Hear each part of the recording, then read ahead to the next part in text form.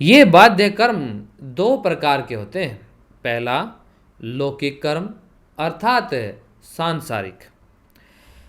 लौकिक कर्म वे अनिवार्य कर्म हैं जो हमारे इस भौतिक शरीर में रहकर इस भौतिक जगत में करने होते हैं।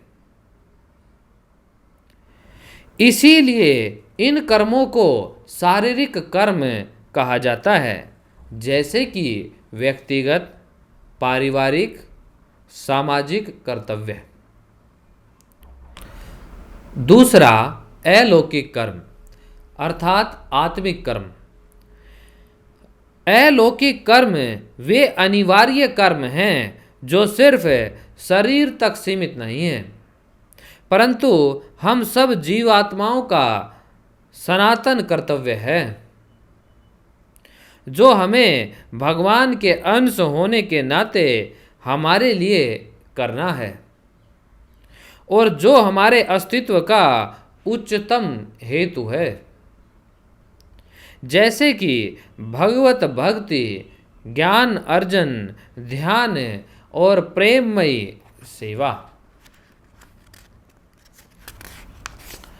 इन लौकिक कर्मों को आगे 5 भागों में वर्गीकृत किया गया है। पहला नित्य कर्म, दैनिक अनिवार्य कर्तव्य। दूसरा नैमित्तिक कर्म, प्रासंगिक अनिवार्य कर्तव्य केवल आवश्यक होने पर। काम्य कर्म, मनोवांछित फल की प्राप्ति के लिए किया जाने वाला कर्म। प्रायश्चित कर्म, पापों के निवारण के लिए किया गया कर्म। निष्काम कर्म, बिना किसी फल की इच्छा के लिए किया गया कर्म। निषिद्ध कर्म, शास्त्र वर्जित पाप और अपराध कर्म निषिद्ध कर्म बाध्य कर्म नहीं है। जो वंचित लौकिक कर्म कहा जाता है, जो कि करना नहीं चाहिए परंतु इस लोक में होता है। नित्य कर्म, हम जन्म से ही वायु, जल, भोजन, सूर्य का प्रकाश, शिक्षा, भौतिक संसाधनों, आशीर्वाद, सम्मान, कर्म और कई अन्य स्थूल और सूक्ष्म रूप में अनेक सुविधाओं और विशेषाधिकारों का आनंद लेते हैं, जो कि हमारे ऊपर ऋण बन के बढ़ता रहता है। परंतु ये शास्त्रोक्त दैनिक नित्य कर्म न ही केवल उन ऋणों को चुकाते हैं, परंतु वे हमें निस्वार्थ और विनम्र भी बनाते हैं। इन कर्म के लिए किसी पुजारी की आवश्यकता नहीं होती।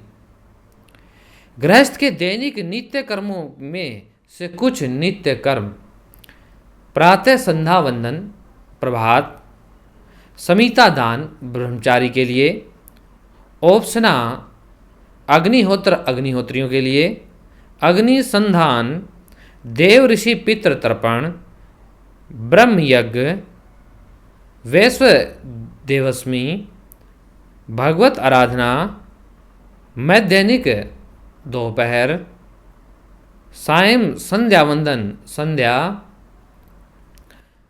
प्रत्यादिका श्राद्ध, वार्षिक समारोह, एकादशी व्रत सभी के लिए, अमावस्या और महाल्य। नित्य कर्म न करने से शरीर और मन के दोष तथा अवगुण बढ़ते हैं, अपितु कभी कभी उससे पाप भी होता है।